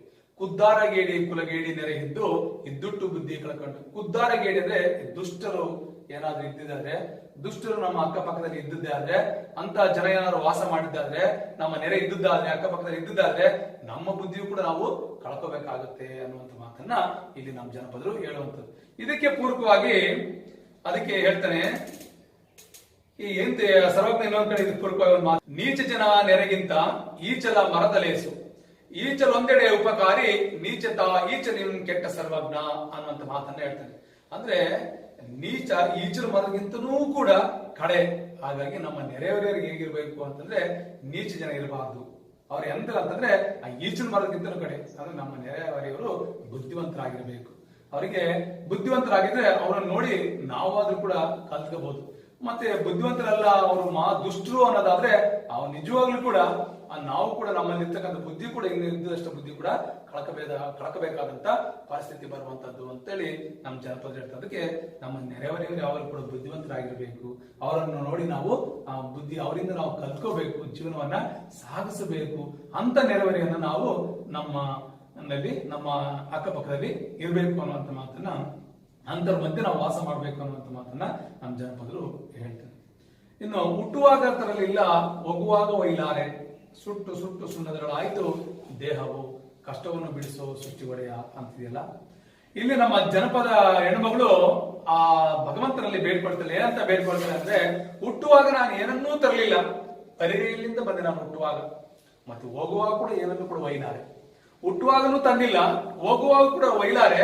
ಆದ್ರೆ ಈ ಜೀವನ ನಡೆಸುವಂತ ಮಧ್ಯದಲ್ಲಿ, ಈ ಜೀವನದಲ್ಲಿ ಸಾಗಿಸುವಂತ ಮಧ್ಯದಲ್ಲಿ ಸುಟ್ಟು ಸುಟ್ಟು ಸುಣ್ಣದೊಳಾಯ್ತು ದೇಹವು. ಈ ದೇಹ ಈ ಬಡತನದ ಬೇಗಿಯಲ್ಲಿ ಬೆಂದು ನೊಂದು ಸುಖ ದುಃಖ ಸಿಹಿ ಕಹಿ ನೋವು ನಲಿವು ದುಃಖದ ಮಾನಗಳಿಂದ ಆದಷ್ಟು ಬರೇ ಕಷ್ಟಗಳನ್ನೇ ಅನುಭವಿಸ್ತಾ ಇದ್ವಿ ನಾವು. ಈ ದೇಹವನ್ನ ಸವಿಸ್ಬಿಟ್ಟಿದ್ದೀನಿ. ಎಷ್ಟು ಮಟ್ಟಿಗೆ ಅಂದ್ರೆ ಹೆಂಗೆ ಸುಟ್ಟು ಸುಟ್ಟು ಸುಟ್ಟು ಸುಣ್ಣದರಳಾಗಿರುತ್ತೋ ಹಂಗೆ ಈ ದೇಹವನ್ನ ಜೀವನಕ್ಕೋಸ್ಕರ ನಾನು ಕಷ್ಟಪಟ್ಬಿಟ್ಟಿದ್ದೀನಿ, ಅನುಭವಿಸ್ಬಿಟ್ಟಿದ್ದೀನಿ. ಹಾಗಾಗಿ ಈ ಕಷ್ಟದಿಂದ ನನ್ನನ್ನು ಬಿಡಿಸೋ ಸೃಷ್ಟಿಗೆ ಒಡೆಯಾಗಿರ್ತಕ್ಕಂಥ ಭಗವಂತನೇ, ಶಿವನೇ, ನನ್ನನ್ನ ಈ ಕಷ್ಟದಿಂದ ಪಾರು ಮಾಡು ಅಂತ ಹೇಳಿ ಆ ಭಗವಂತನಲ್ಲಿ ಒಬ್ಬ ಜನಪದ ಹೆಣ್ಮಗಳು ಕೇಳ್ಕೊಳ್ತಾಳೆ. ಬಹಳ ಚೆನ್ನಾಗಿ ಹೇಳ್ತಾರೆ. ಹುಟ್ಟುವಾಗಲೂ ತರಲಿಲ್ಲ, ಹೋಗುವಾಗಲೂ ಏನನ್ನು ಒಯ್ಲಾರೆ, ಆದ್ರೆ ಅದ್ರ ಮಧ್ಯೆ ಜೀವನ ರೂಪಿಸ್ಕೊಳಕ್ ಇಷ್ಟೊಂದು ಕಷ್ಟ ಭಾವನೆಯನ್ನ ಪಡ್ತಾ ಇದ್ನಲ್ಲ ನಾನು, ಈ ಕಷ್ಟದಿಂದ ನನ್ನ ಬಿಡಿಸು, ಪಾರು ಮಾಡು ಅಂತ ಹೇಳಿ ಆ ಭಗವಂತನಲ್ಲಿ ನಮ್ಮ ಜನಪದ ಹೆಣ್ಮಗಳು ಬೇಡ್ಕೊಳ್ತಾಳೆ. ಇನ್ನು ಮುಂದುವರೆದು ಪದ್ಯವನ್ನ ನೋಡೋದಾದ್ರೆ, ಬ್ಯಾಸಾಗಿ ದಿವಸಾಕ ಬೇವಿನ ಮರ ತಂಪ, ಭೀಮಾರತಿ ಎಂಬ ಒಳೆ ತಂಪ ಆಡದಮ್ಮ ನೀ ತಂಪ ನನ್ನ ತವರಿಗೆ ಅಂತ ಹೇಳಿ. ಇನ್ನು ಈ ಮುಂದುವರೆದ ಪದ್ಯಗಳಲ್ಲಿ ಕೂಡ ತಾಯಿಯ ತವರು ಮತ್ತೆ ಅದರ ಮಹತ್ವ ಅನ್ನೋದ್ರ ಬಗ್ಗೆ ಹೇಳ್ಕೊಡ್ತೇವೆ. ಬ್ಯಾಸಿಗೆ ದಿನಕ್ಕೆ ಅಂದ್ರೆ ಬೇಸಿಗೆ ಕಾಲದಲ್ಲಿ ಅತಿ ಹೆಚ್ಚು ತಾಪ ಇರುತ್ತೆ. ಆ ತಾಪ ಇರೋದ್ರಿಂದ ಆ ಬೇವಿನ ಮರಕ್ಕೆ ಹೋಗಿ ಅದ್ರ ಕೆಳಗಡೆ ಹೋಗಿ ಕೂತ್ಕೊಂಡ್ರೆ ನಮಗೆ ತಂಪಾಗುತ್ತೆ. ಅದಕ್ಕೆ ಬ್ಯಾಸಿಗೆ ದಿವಸಕ್ಕ ಬೇವಿನ ಮರ ತಂಪು. ನಾವೇನು ನಮ್ಮ ದಣಿವನ್ನ ನಿವಾರಿಸ್ಕೊಳ್ಳಿಕ್ಕೆ, ನಮ್ಮ ಬಿಸಿಲು ಬೇಗೆಯಿಂದ ನಾವು ಅದನ್ನ ಪಾರು ಮಾಡ್ಕೊಳ್ಳಿಕ್ಕೆ ಬೇವಿನ ಮರದ ಕೆಳಗಡೆ ಹೋಗಿ ಕೂತ್ಕೊಂಡ್ರೆ ಸಾಕು, ನಮಗೆ ತಂಪಾಗುತ್ತೆ. ಭೀಮರತಿ ಎಂಬ ಒಳೆ ತಂಪು, ಭೀಮರತಿ ಎಂಬ ಅಂತ ಆ ಹೊಳೆ ಹತ್ರ ಹೋದ್ರು ಕೂಡ ನಮಗೆ ತಣ್ಣನೆ ಗಾಳಿ ಬೀಸಿ ತಂಪಾಗುತ್ತೆ. ಅಡದಮ್ಮ ನೀ ತಂಪು ನನ್ನ ತವರಿಗೆ. ಅದಕ್ಕೆ ಹೇಳ್ತಾರೆ, ಅಡದವ್ವ ಎತ್ತ ತಾಯಿನೇ ನೀ ತಂಪು ನನ್ನ ತವರಿಗೆ, ನನ್ನ ತವರು ಮನೆಗೆ ನೀನು ತಂಪು. ಅಂದ್ರೆ ಆ ತಾಯಿಗೆ ಯಾವ ತರ ಹೋಲಿಸ್ತಾ ಇದ್ದಾರೆ ಇಲ್ಲಿ, ಬ್ಯಾಸಿಗೆ ದಿವಸಕ್ಕೆ ಬೇವಿನ ಮರ ಹೇಗೆ ತಂಪೋ, ಭೀಮರತಿ ಹೊಳೆ ಹೇಗೆ ತಂಪೋ, ಅದೇ ರೀತಿಯಾಗಿ ಅಡದವ್ವ ಕೂಡ ನೀ ತಂಪು ನನ್ನ ತವ್ರ ಮನೆಗೆ ಅಂತ ಹೇಳ್ಬಿಟ್ಟು ಇಲ್ಲಿ ನಮ್ಮ ಜನಪದರು ಹೇಳುವಂತದ್ದು. ಇನ್ನು ಕಣ್ಣಂಜಲ ಕಾಡಿಗೆ ಬಾಯಂಜಲ ವೀಳ್ಯಾವ, ಯಾರಂಜಲುಂಡು ನನ್ನ ಮನವ ಹಡೆದವನ ಬಾಯಂಜಲುಂಡು ಬೆಳೆದೇನ. ಇದು ಬಹಳ ಚೆನ್ನಾಗಿ ಹೇಳ್ತಾರೆ. ಹೇಗೆ ಅಂತಂದ್ರೆ, ಮಕ್ಕಳು ತನ್ನ ತಾಯಂದಿರನ್ನ ತಂದೆಗಳನ್ನ ನೋಡ್ಕೊಂಡು ಅನುಕರಣೆ ಮಾಡ್ತಾ ಮಾಡ್ತಾ ಬೆಳೀತಾ ಹೋಗ್ತಾರೆ. ಕಣ್ಣಂಜಲು ಕಾಡಿಗೆ ಬಾಯಂಜಲು ವೀಳ್ಯಾವ, ಏನಾದ್ರೂ ತಂದೆ ತಾಯಿಗಳು ಬಾಯಲ್ಲಿ ಹಾಕೊಂಡು ತಿಂತಿದ್ರೆ ಅಂದ್ರೆ ಮಗು ಅದು ನನಗೂ ಬೇಕು ಅಂತ ಕೇಳುತ್ತೆ. ಬಾಯಂಜಲು ಅಂತಂದ್ರೆ ಬಾಯಲ್ಲಿರ್ತಕ್ಕಂಥ ಎಂಜಲಾಗಿರ್ತಕ್ಕಂಥ ಆಹಾರ ಅಂತ ಹೇಳಿ. ಇಲ್ಲಿ ಬಾಯಂಜಲಿ ವೀಳ್ಯಾವ, ಅಡಿಕೆಲಿ ಹಾಕೊಂಡ್ರೆ ಸಾಕು ಮಗು ನನಗೆ ಬೇಕು ಅಂತ ಕೇಳುತ್ತೆ. ಅದಕ್ಕೆ ಆ ಎಂಜಲಿಂದ ತೆಗೆದು ನಾವು ಆ ಮಗು ಕೊಡ್ತೀವಿ, ತಿನ್ಲಿಕ್ಕೆ ಮಕ್ಕಳಿಗೆ ಕೊಡ್ತೀವಿ. ಕಣ್ಣಿಗೆ ಕಾಡಿಗೆ ಹಚ್ತೀವಿ, ಕಣ್ಣೆಂಜಲ ಕಾಡಿಗೆ, ತನ್ನ ತಾಯಿ ಕಾಡಿಗೆ ಹಚ್ಕೋಬೇಕು ಅಂದ್ರೆ ಅದು ಕೂಡ ಕಾಡಿಗೆ ಹಚ್ಕೊಳ್ಳುತ್ತೆ. ಬಾಲ್ಯದಲ್ಲಿ ಅನೇಕ ಚಟುವಟಿಕೆಗಳನ್ನು ನಾವು ಗಮನಿಸ್ತೀವಿ ಮಕ್ಕಳಿಗೆ. ತಾಯಿ ಹೇಗ್ ಮಾಡುತ್ತೋ ಕುಂಕುಮ ಧರಿಸ್ಕೊಳ್ಳುತ್ತೆ, ಕಾಡಿಗೆ ಹಾಕಿದ್ರೆ ಕಾಡಿಗೆ ಹಾಕೊಳ್ಳುತ್ತೆ. ಆ ತಾಯಿ ಏನಾದ್ರೂ ಬಾಯಿಗೆ ಹಾಕೊಂಡು ತಿಂತಿದೆ ಅಂದ್ರೆ ಅದನ್ನ ಬೇಡುತ್ತೆ, ಮತ್ತೆ ಅದನ್ನ ನಾವು ಮಕ್ಕಳಿಗೆ ಕೊಡ್ತೀವಿ. ಯಾರೆಂಜಲುಂಡು ನನ್ನ ಮನವ ಅಂದ್ರೆ ಹಿಂಗೆ ಹಡೆದವನ ಬಾಯಂಜಲುಂಡು ಬೆಳೆದೇನ, ನಾನು ನನ್ನ ತಾಯಿಯ ಎಂಜಲನ್ನು ಉಂಡು ಬೆಳೆದಿದ್ದೇನೆ ಅನ್ನೋದನ್ನ ಇಲ್ಲಿ ನೆನಪು ಮಾಡ್ಕೊಳ್ತಾರೆ ನಮ್ಮ ಜನಪದ ತಾಯಿ. ಕಣ್ಣೆಂಜಲು ಕಾಡಿಗೆ ಬಾಯಂಜಲು ವೀಳ್ಯವ, ಯಾರೆಂಜಲುಂಡು ನನ್ನ ಮನವ ಆಡಿದವನ ಬಾಯಂಜಲುಂಡು ಬೆಳೆದೇನ. ನಾನು ಹೇಗೆ ಬೆಳೆದೆ ಅನ್ನೋದನ್ನ ಅನೇಕ ಜನ ಇಲ್ಲಿ ನಮ್ಮ ಜನಪದ, ನಮ್ಮ ತಾಯಿಯಿಂದ ನಾವು ಹೇಗೆ ಬೆಳ್ಕೊಂಡು ಬಂದ್ವಿ ಅನ್ನೋದನ್ನ ಈ ಪದ್ಯದಲ್ಲಿ ನಾವು ನೋಡಬಹುದು. ಇನ್ನು ಮುಂದುವರೆದು ನೋಡೋದಾದ್ರೆ, ಯಾರು ಇದ್ದರೂ ನನ್ನ ತಾಯಿಯನ್ನ ಹೋಲಾರು, ಸಾವಿರ ಕೊಳ್ಳಿ ವರಿಯಾಗ ಇದ್ದಾರ ಜ್ಯೋತಿ ನಿನ್ಯಾರು ಹೋಲಾರು ಅಂತಿದೆ. ಇಲ್ಲಿ ತಾಯಿಗೆ ಹೆಚ್ಚು ಮಹತ್ವವನ್ನು ಕೊಡಲಾಗಿದೆ. ತಾಯಿಗಿಂತ ಮಿಗಿಲಾದವರು ಯಾರಿಲ್ಲ, ತಾಯಿಗಿಂತ ಮಿಗಿಲಾದ ದೇವರನ್ನು ಇನ್ನೊಬ್ಬರಿಲ್ಲ ಅನ್ನುವಂಥ ಮಾತನ್ನ, ಅದರ ಮಹತ್ವವನ್ನು ನಾವು ಇಲ್ಲಿ ನೋಡಬಹುದು. ಯಾರಿದ್ದರೂ ನನ್ನ ತಾಯಿಯನ್ನ ಹೋಲುವರು ಅಂದ್ರೆ ನನ್ನ ತಾಯಿಗೆ ಹೋಲಿಕೆ ಮಾಡ್ತಕ್ಕಂಥವ್ರು ಈ ಜಗತ್ತಿನಲ್ಲಿ ಯಾರಿಲ್ಲ. ನನ್ನ ತಾಯಿಗೆ ಸರಿಸಮನಾದಂತವ್ರು ನನ್ನನ್ನ ಯಾರು ನೋಡ್ಲಿಕ್ಕೆ ಸಾಧ್ಯನೇ ಇಲ್ಲ ಅನ್ನುವಂಥ ಮಾತನ್ನ ಇಲ್ಲಿ ಹೇಳ್ತಾರೆ. ಯಾರು ಇದ್ದರೂ ನನ್ನ ತಾಯಿಯನ್ನು ಹೋಲವಂದ್ರೆ ಹೋಲಿಕೆ ಮಾಡ್ಲಿಕ್ಕೆ ಹೋಲುವಂತವ್ರು ಈ ಜಗತ್ತಿನಲ್ಲಿ ಯಾರೂ ಇಲ್ಲ. ಸಾವಿರ ಕೊಳ್ಳಿ ವಲಿಯಾಗ, ಕೊಳ್ಳಿ ಅಂತಂದ್ರೆ ಈ ಏನು ನಾವು ಕಟ್ಟಿಗೆಯಲ್ಲಿ ಇರ್ತಕ್ಕಂಥದ್ದು, ಕಟ್ಟಿಗೆ ಬೆಂಕಿ ಎತ್ತಿರುತ್ತಲ್ಲ ಅದನ್ನ ನಾವು ಕೊಳ್ಳಿ ಅಂತ ಹೇಳ್ತೀವಿ. ಒಲಿ ಒಳಗಡೆ ಇಟ್ಟಿರ್ತಕ್ಕಂಥ ಕಟ್ಟಿಗೆಗೆ ಏನ್ ಬೆಂಕಿ ಅಂತ ಸಾವಿರ ಕೊಳ್ಳಿ ಒಲಿಯಾಗ ಉರಿತಿದ್ರೆ ಅದನ್ನ ಹೇಳ್ತಾರೆ ಜ್ಯೋತಿ ನಿನ್ಯಾರು ಹೋಲಾರು. ಆ ಸಾವಿರ ಕೊಳ್ಳಿಗಿಂತಲೂ ಮಿಗಿಲಾದದ್ದು ಯಾರು ಅಂತಂದ್ರೆ ಅದು ಅದನ್ನೇ ಬೇರೆ. ಅದು ಒಲೆಗೆ ಇರ್ತಕ್ಕಂಥ ಕೊಳ್ಳಿಗಾದ್ರೆ ಅದ್ರಲ್ಲಿ ಇರ್ತಕ್ಕಂಥ ಜ್ಯೋತಿ ಇದೆಯಲ್ಲ, ಆ ಜ್ಯೋತಿನೇ ತಾಯಿ ಅಂತೇಳಿ ತಾಯಿಯನ್ನು ಇಲ್ಲಿ ಜ್ಯೋತಿಗೆ ಹೋಲಿಸಲಾಗಿದೆ. ಜ್ಯೋತಿ ನಿನ್ಯಾರು ಹೋಲಾರು ಅಂದ್ರೆ ನೀನು ಜ್ಯೋತಿ ಇದ್ದಾಗೆ, ಆ ಸಾವಿರ ಕೊಳ್ಳಿಗಿಂತಲೂ ಮಿಗಿಲಾದದ್ದು ಆ ಜ್ಯೋತಿ ಇದ್ದಾಗೆ ನೀನು ಅಂತ ಹೇಳಿ ಆ ತಾಯಿಯನ್ನ ಹೊಗಳ್ತಾ ಇರ್ತಕ್ಕಂಥದ್ದು. ಅಂದ್ರೆ ತಾಯಿಗಿಂತ ಮಿಗಿಲಾದ ದೇವರು ಇನ್ನೊಂದಿಲ್ಲ ಅಂತ ಹೇಳಿ. ಅದಕ್ಕೆ ಒಂದು ಮಾತು ಹೇಳೋದಾದ್ರೆ, ತಂದೆ ತಾಯಿ ಋಣ ಭೂಮಿ ಋಣ, ಗುರು ಋಣ ನಾವೆಷ್ಟೇ ಜನ್ಮಗಳನ್ನ ಎತ್ತು ಬಂದ್ರೂ ಕೂಡ ತೀರಿಸಲಿಕ್ಕೆ ಸಾಧ್ಯವೇ ಇಲ್ಲ. ಹಾಗಾಗಿ ಇಲ್ಲಿ ಆ ತಾಯಿಯನ್ನು ಹೋಲ್ತಕ್ಕಂಥವ್ರು ಈ ಜಗತ್ತಿನಲ್ಲಿ ಯಾರು ಇಲ್ಲ. ಆ ಜಗತ್ತಿಗೆ ಜ್ಯೋತಿ ಇದ್ದಾಗೆ ನಮ್ಮ ತಾಯಿ ಅನ್ನುವಂಥ ಮಾತನ್ನು ನಮ್ಮ ಜನಪದರು ಹೇಳಿರುವಂತದ್ದು. ಇನ್ನು ಹೆಣ್ಣು ಮಕ್ಕಳ ದುಃಖ ಎತ್ತವರು ಬಳ್ಳಾಡು, ಹುತ್ತದ ಒಳಗಿರುವ ಸರಪಾನ ಬೇಗೆಯ ನೆತ್ತಿಯ ಮೇಲಿರುವ ಶೋಭಲ್ಲ ಅಂತಿದೆಯಲ್ಲ. ಒಂದು ಹೆಣ್ಣಿಗೆ ಮಾತ್ರ ಇನ್ನೊಂದು ಹೆಣ್ಣನ್ನು ಅರ್ಥ ಮಾಡ್ಕೊಳ್ಳಿಕ್ಕೆ ಸಾಧ್ಯ ಅನ್ನುವಂಥ ಮಾತನ್ನ, ಅದರಲ್ಲಿ ವಿಶೇಷವಾಗಿ ಒಬ್ಬ ತಾಯಿ ಮಾತ್ರ ಇನ್ನ ಮಕ್ಕಳನ್ನ ಅಥವಾ ಹೆಣ್ಣು ಮಕ್ಕಳನ್ನ ಅರ್ಥ ಮಾಡ್ಕೊಳ್ಳಿಕ್ಕೆ ಸಾಧ್ಯ ಅನ್ನುವಂಥ ಮಾತನ್ನ ಈ ಪ್ರಸ್ತುತ ಪದ್ಯದಲ್ಲಿ ನೋಡಬಹುದು. ಒಂದ್ ಮಾತಿದೆ, ಎಣ್ಣೆ ಶತ್ರು ಅಂತ ಒಂದು ಮಾತಿದೆ, ಅದು ಬೇರೆ. ಆದ್ರೆ ಹೆಣ್ಣು ಮಕ್ಕಳ ದುಃಖವನ್ನು ಎತ್ತವರು ಬಲ್ಲ. ನಮಗೆ ತಂದೆಗಳು ಎಷ್ಟೇ ಜನ ಇರಲಿ, ನಮ್ಮ ತಂದೆಯರು ಇರ್ಲಿ ಅಥವಾ ಅಣ್ಣ ತಮ್ಮಂದಿರು ಎಷ್ಟೇ ಜನ ಇರಲಿ, ಆದ್ರೆ ಅವರು ಹೆಣ್ಣು ಮಕ್ಕಳ ದುಃಖವನ್ನಾಗ್ಲಿ ಕಷ್ಟವನ್ನಾಗ್ಲಿ ಅರ್ಥ ಮಾಡ್ಕೊಳ್ಳಿಕ್ಕೆ ಸಾಧ್ಯ ಇಲ್ಲ. ಯಾರು ಅರ್ಥ ಮಾಡ್ಕೊಳ್ಬಹುದು ಅಂದ್ರೆ ಎತ್ತವಳು ಮಾತ್ರ ಅರ್ಥ ಮಾಡ್ಕೊಳ್ಳಿಕ್ಕೆ ಸಾಧ್ಯ ಅನ್ನುವಂಥ ಮಾತನ್ನ ನಮ್ಮ ಜನಪದದಲ್ಲಿ ಹೇಳ್ತಾರೆ. ಹೇಗೆ ಅರ್ಥ ಮಾಡ್ಕೊಳ್ಬಹುದು ಅಂತಂದ್ರೆ, ಅವಳು ಹುಟ್ಟಿದಾಗಲಿಂದ ತನ್ನ ತವರು ಮನೆಯಲ್ಲಿ ಅನುಭವಿಸಿರ್ತಕ್ಕಂಥ ಅನೇಕ ಕಷ್ಟ ಕಾರ್ಪಣ್ಯಗಳಾಗಿರ್ಲಿ, ಅವಳು ಪಡೆದಂತ ಅನೇಕ ಅನುಭವಗಳಾಗ್ಲಿ, ಅದಾದ ನಂತರ ಗಂಡನ ಮನೆಗೆ ಹೋದಾಗ ಅವಳು ಅನುಭವಿಸಿರ್ತಕ್ಕಂಥ ಅನೇಕ ಅನುಭವಗಳಾಗಿರ್ಬೋದು, ಕಷ್ಟ ಕಾರ್ಪಣ್ಯಗಳಾಗಿರ್ಬೋದು, ಇವೆಲ್ಲವನ್ನು ನೋಡಿದಾಗ ಈ ಒಂದು ಹೆಣ್ಣು ಮಗುವಿನ ಕಷ್ಟ ತಾಯಿಗೆ ಮಾತ್ರ ಗೊತ್ತಿರ್ತೀವಿ ವಿನಃ ಇನ್ನು ಅಣ್ಣ ತಮ್ಮನಿಗಾಗ್ಲಿ ತಂದೆಗಾಗ್ಲಿ ಮತ್ತಾರಿಗೂ ಕೂಡ ಅದನ್ನ ಅರ್ಥ ಮಾಡ್ಕೊಳ್ಳಕ್ಕೆ ಸಾಧ್ಯನೇ ಇಲ್ಲ. ಹೇಗೆ ಶಿವನು ಹುತ್ತದ ಒಳಗಿರುವ ಸ್ವರೂಪನ ಬೇಗೆಯ ನೆತ್ತಿಯ ಮೇಲಿರುವ ಶೋಭಲ್ಲ ಅಂತಿದೆಯಲ್ಲ, ಹೇಗೆ ಶಿವನ ನೆತ್ತಿಯಲ್ಲಿರ್ತಕ್ಕಂಥ ಹಾವಿದೆಯಲ್ಲ, ಸರ್ಪ ಇದೆಯಲ್ಲ, ಆ ಹುತ್ತದ ಒಳಗಿರ್ತಕ್ಕಂಥ ಸರ್ಪ ಅದರ ಬೇಗೆಯನ್ನ ಅದು ನೆತ್ತಿ ಮೇಲಿರ್ತಕ್ಕಂಥ ಶಿವ ಮಾತ್ರ ಬಲ್ಲ, ಅದು ಬಿಟ್ರೆ ಮತ್ತೆ ಯಾರು ಮಾತ್ರ ಇಲ್ಲಿ ಅದನ್ನ ಹತ್ಕೊಳ್ಳಿಕ್ಕೆ ಸಾಧ್ಯವಿಲ್ಲ. ಹಾಗಾಗಿ ತಾಯಿಯೂ ಕೂಡ ತನ್ನ ಮಗಳ ಅಥವಾ ಹೆಣ್ಣು ಮಕ್ಕಳ ಕಷ್ಟವನ್ನ ತಾಯಿ ಮಾತ್ರ ಅರ್ಥ ಮಾಡ್ಕೊಳ್ಳಿಕ್ಕೆ ಸಾಧ್ಯ, ಮತ್ತೆ ಯಾರೂ ಸಾಧ್ಯವಿಲ್ಲ ಅನ್ನುವಂಥ ಮಾತನ್ನ ಇಲ್ಲಿ ನಮ್ಮ ಜನಪದರು ಹೇಳುವಂತದ್ದು. ಇನ್ನು ಮುಂದುವರೆದು ನೋಡೋದಾದ್ರೆ, ತಾಯವನ್ನ ನೆನೆಯೋದು ಯಾಯಾಳಿ ಯಾವತ್ತ, ಊರೆಲ್ಲ ಉಂಡು ಮಲಗಾನ ಬೆಳ್ಳಿ ಚುಕ್ಕಿ ಒಂಡಾಗ ಅಡೆದವನ ನೆನೆದೇನ. ನಮ್ಮ ತಾಯಂದ್ರನ್ನ ನಾವು ಯಾವಾಗ ಬೇಕಾದ್ರೂ ನೆನಪು ಮಾಡ್ಕೋಬಹುದು, ಯಾವತ್ತಲ್ಲಿ ಬೇಕಾದ್ರೂ ನಾವು ನೆನಪು ಮಾಡ್ಕೋಬಹುದು. ಆದ್ರೆ ಇಲ್ಲಿ ನಮ್ಮ ಜನಪದ ಏನ್ ಹೇಳ್ತಾರೆ, ತಾಯವನ್ನ ನೆನೆಯುವುದು ಯಾಯಾಳಿ ಯಾವತ್ತು. ಯಾಯಾಳಿ ಅಂದ್ರೆ ಸಮಯ, ಯಾವ ಸಮಯದಲ್ಲಿ ನಾವು ನೆನ್ಕೋಬೇಕು, ಯಾಯಾಳಿ ಯಾವತ್ತು, ಯಾವ ಸಮಯದಲ್ಲಿ ಯಾವ ಹೊತ್ತಲ್ಲಿ ನಮ್ಮ ತಾಯಿಯನ್ನ ನೆನಪು ಮಾಡ್ಕೊಳ್ಬೇಕು ಅಂತ. ನಾವು ಯಾವತ್ತಲ್ಲಿ ಬೇಕಾದ್ರೂ ನಮ್ಮ ತಂದೆ ತಾಯಿಯನ್ನ ನಾವು ನೆನಪು ಮಾಡ್ಕೊಳ್ಬಹುದು, ಅದಕ್ಕಿಂತದ್ದೇ ಸಮಯ ಅಂತಿಲ್ಲ, ಇವಾಗ್ಲೇ ನೆನಪು ಮಾಡ್ಕೋಬೇಕು ಅಂತಿಲ್ಲ. ಆದ್ರೆ ಇಲ್ಲಿ ಹೇಳ್ತಾರೆ ಏನಂತಂದ್ರೆ ನಮ್ಮ ಜನಪದರು, ಊರೆಲ್ಲ ಉಂಡು ಮಲಗಿದ ಮೇಲೆ ನಿಶಬ್ದವಾಗಿರ್ತದೆ, ಬೆಳ್ಳಿ ಚುಕ್ಕಿ ಮೂಡಿರ್ತದೆ. ನೋಡಿ, ಊರೆಲ್ಲ ಜನ ಉಂಡು ಮಲಗಿದ ಮೇಲೆ ನಮ್ಮ ಎತ್ತವನನ್ನ ನಾವು ನೆನಪು ಮಾಡ್ಕೋಬೇಕು ಅಂತೇಳಿ ಹೇಳ್ತಾರೆ. ನಮ್ಮ ತಾಯಿಯನ್ನ ನಾವು ನೆನಪು ಮಾಡ್ಕೋಬೇಕು ಅಂತ ತನ್ವತ್ನಲ್ಲಿ ನಮ್ಮ ತಾಯಿಯನ್ನ ನೆನಪು ಮಾಡ್ಕೋಬೇಕು ಅಂತ ಹೇಳಿ. ಇನ್ನು ಬೆಳಗಿನ ಜಾವ ಮೂಡ್ತಕ್ಕಂಥ ಬೆಳ್ಳಿ ಚಿಕ್ಕಿ ಮುಡುತ್ತಲ್ಲ, ಅಂತ ಸಂದರ್ಭದಲ್ಲಿ ನಮ್ಮ ತಾಯಿಯನ್ನ ನಾವು ನೆನಪು ಮಾಡ್ಕೋಬೇಕು, ನೆನಿಬೇಕು ಅಂತ ಹೇಳಿ. ಅಂತ ತಂಪಾದ ಹೊತ್ತಿನಲ್ಲಿ ನಾವು ನಮ್ಮ ತಾಯಿಯನ್ನ ನೆನಪು ಮಾಡ್ಕೋಬೇಕು ಅಂತ ಹೇಳ್ತೀವಿ. ಬೆಳ್ಳಿ ಚುಕ್ಕಿ ಒಂಡಾಗ ಹಡೆದವನೇ ನೆನೆದೇನ. ನಾನು ನನ್ನ ತಾಯಿಯನ್ನ ಯಾವಾಗ ನೆನಪು ಮಾಡ್ಕೊಳ್ತೀನಿ ಅಂತಂದ್ರೆ, ಊರೆಲ್ಲ ಉಂಡು ಮಲಗಿದ ಮೇಲೆ ನಾನು ನನ್ನ ತಾಯಿಯನ್ನ ನೆನಪು ಮಾಡ್ಕೊಳ್ತೀನಿ. ಅಷ್ಟೇ ಅಲ್ಲ, ಮತ್ತೆ ಬೆಳಗಿನ ಜಾವ ಮೂಡ್ತಕ್ಕಂಥ ಬೆಳ್ಳಿ ಚಿಕ್ಕಿದೆಯಲ್ಲ, ಅಂತ ಸಂದರ್ಭದಲ್ಲಿ ನಾನು ನನ್ನ ಹಡೆದವರನ್ನ ಅಂತ ತಂಪತ್ತಿನಿಂದ ನನ್ನ ತಾಯಿಯನ್ನ ನೆನಪು ಮಾಡ್ಕೋಬೇಕು ಅಂತ ಹೇಳ್ತಾರೆ. ಅಂದ್ರೆ ಯಾವತ್ತಲಾದ್ರೂ ನೆನಪು ಮಾಡ್ಕೋಬಹುದು, ಆದ್ರೆ ಅದು ಒಂದು ಶ್ರೇಷ್ಠವಾದ ಸಮಯ ಅನ್ನೋದನ್ನ ಇಲ್ಲಿ ನಮ್ಮ ಜನಪದರು ಹೇಳಿರುವಂತದ್ದು. ಇನ್ನು ತಾಯವ್ನ ಬೈಬೇಡ ತಿಳಿಗೇಡಿ ನನ್ನ ತಮ್ಮ, ಬಹಳ ದಿಂದಾಕಿ ಅಡದೋಗ ಬೈದಾರ ಬಹಳ ಮರಿಗಾಳು ಮನದಾಗ. ಸಂದರ್ಭ ಕೇಳೋದಾದ್ರೆ, ಇಲ್ಲಿ ಬಹಳಷ್ಟು ಜನ ಮಕ್ಕಳು ತಾಯಂದ್ರು ವಯಸ್ಸಾದ ಮೇಲೆ ಕಡೆಗಣಿಸೋದುಂಟು. ಅಷ್ಟೇ ಅಲ್ಲ, ಮುದುಕಿ ನಿನಗೆ ವಯಸ್ಸಾಗಿದೆ, ಸುಮ್ಮನೆ ಕೂತ್ಕೊಂಡು ನಿನ್ಗೆ ಏನು ಗೊತ್ತಾಗಲ್ಲ ಅಂತ ಹೇಳ್ತಾರೆ. ಅದಕ್ಕೆ ಅಂತವ್ರಿಗೆ ನಮ್ಮ ಜನಪದ ಹೇಳ್ತಾರೆ, ಜನಪದ ತಾಯಿ ಹೇಳ್ತಾರೆ, ತಾಯವ್ನ ಬೈಬೇಡ ತಿಳಿಗೇಡಿ ನನ್ನ ತಮ್ಮ. ತಿಳಿಗೇಡಿ ಅಂದ್ರೆ ಬುದ್ಧಿ ಇಲ್ಲದವನೇ, ಅದು ಬಹಳ ದಿಂದಾಕಿ ಅಡೆದವ. ಆ ಬಹಳ ದಿಂದವಳು ಅಡೆದವಳು ನಿನಗೆ ಜನ್ಮ ಕೊಟ್ಟಿರ್ತಕ್ಕಂಥ ತಾಯಿಯನ್ನ ಯಾವತ್ತೂ ಕೂಡ ನೀನು ಬೈಬೇಡ. ಅವಳಿಗೆ ಬೈದ್ರೆ ಅವ್ ಬಹಳ ಮರಿಗಾಳು ಮನಸ್ಸಿನಲ್ಲಿ ಬಹಳ ನೊಂದು ಕಳ್ತಾಳೆ.